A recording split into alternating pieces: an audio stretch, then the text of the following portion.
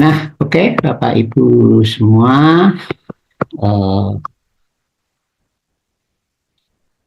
kita mulai dari kalau kita perhatikan maka di dalam peradaban Society 5.0, nah itu kan tidak lain adalah bagaimana kita bisa meningkatkan manusia ya, yang berkualitas. Intinya adalah meningkatkan manusia yang berkualitas sehingga mampu berkolaborasi dengan teknologi. Ya, itu harapan di Society 5.0. Artinya bahwa di dalam suatu pembelajaran nanti ya kita tidak boleh lepas dari tujuan pendidikan itu sendiri, yaitu peningkatan kualitas manusia, dan tidak lepas pula dengan pemanfaatan teknologi sebagai pendukung di dalam pembelajaran. Nah, sekarang apakah kita sudah memanfaatkan teknologi atau belum ya di dalam suatu pembelajaran? Kalau kita belum memanfaatkan teknologi, ya artinya kita belum siap untuk menghadapi peradaban Society 5.0. Nah, peningkatan manusia yang berkualitas ya, serta berkolaborasi dengan teknologi itu maka bisa diimplementasikan melalui suatu program pendidikan, ya, baik pendidikan di tingkat paling dasar ya, paling dasar itu ya dari, atau kalau TK itu apa, pendidikan dari TK, dari pendidikan menengah SD sampai SMA, juga di perguruan tinggi. Nah itu harus pendidikan itu harus bisa membangun manusia dan mengimplementasikan teknologi sebagai sumber peningkatan kualitas. Oke.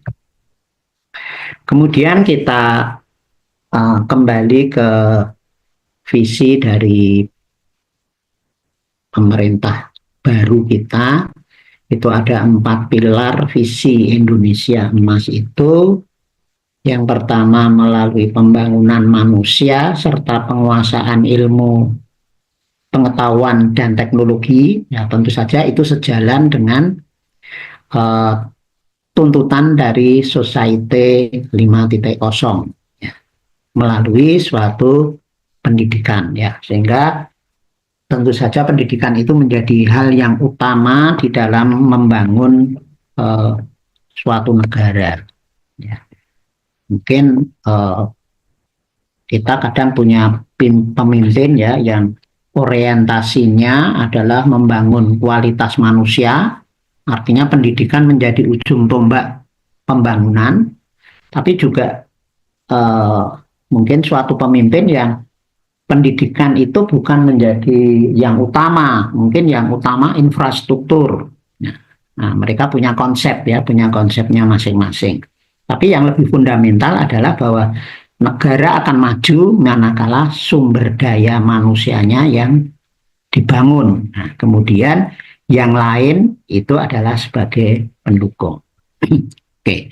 Nah, dari salah satu pilar visi Indonesia ini, maka kita fokuskan pembahasan kita tentang peningkatan pendidikan melalui pendidikan karakter. Oke, kemudian kalau kita tinjau mengapa kita perlu membangun suatu pendidikan, ya kita lihat dari aturan yang mengatur. Maka Bapak Ibu sebagai guru, ya kita sebagai guru itu selalu berpedoman pada Undang-Undang Nomor 20 Tahun 2003, yaitu tentang SISDIKNAS, Sistem Pendidikan Nasional yang berlandasan kepada Pancasila, Undang-Undang Dasar 45, ya. Kemudian dari Undang-Undang SISDIKNAS ini pelaksanaannya kita turunkan menjadi suatu kurikulum. Jadi kurikulum yang berlaku di Indonesia selama ini tentu saja tidak lepas dari landasan Pancasila maupun Undang-Undang Dasar 45 ya. Sehingga ada kurikulum apa dulu ya, kurikulum KTSP, kurikulum CBSA, ya, kurikulum Merdeka, ya, dan seterusnya. Ya, itu adalah tentu saja mereka masing-masing setiap kurikulum itu punya cita-cita luhur untuk mencerdaskan kehidupan bangsa dan membentuk manusia Indonesia yang berkarakter. Nah, karakternya apa? Ya karakter Pancasila yang berbineka tunggal ika. Nah, ya, jadi maka karakter Bhinneka Tunggal Pancasila yang berbineka tunggal ika itu menjadi landasan di dalam pembentukan watak dan karakter siswa kita. Nah, tentu saja guru juga harus lebih dulu berkarakter ya, berkarakter sesuai dengan tuntutan kurikulum. Oke. Nah, kalau kita kaji di dalam setiap kurikulum, ya tentu saja kalau kita pilah ya, tentu saja akan ada sasarannya yaitu mengembangkan kemampuan. Nah, kemampuan ini dalam bentuk kemampuan kognitif maupun kemampuan psikomotorik. Ya, kemudian juga membentuk watak, ya, watak atau karakter. Nah, karakter ini dalam bentuk sikap, ya, pengembangan sikap. Maka sasaran pendidikan itu selalu meliputi kemampuan kognitif, afektif maupun psikomotorik. Ya.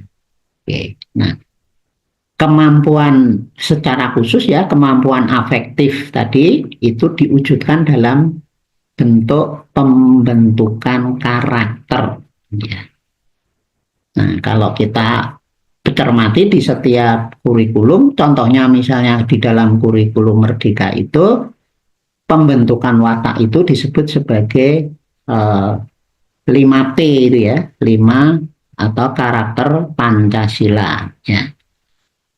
Nah, dengan demikian tentu saja inilah peran ya, peran kurikulum atau peran pendidikan yang ada di Indonesia itu dalam mengambil peran untuk membangun tatanan peradaban ya, baik peradaban terhadap diri sendiri, peradaban terhadap sesama, peradaban terhadap tatanan nasional maupun peradaban terhadap tatanan internasional. Nah, itu melalui suatu pembentukan watak sejak dini melalui suatu pendidikan.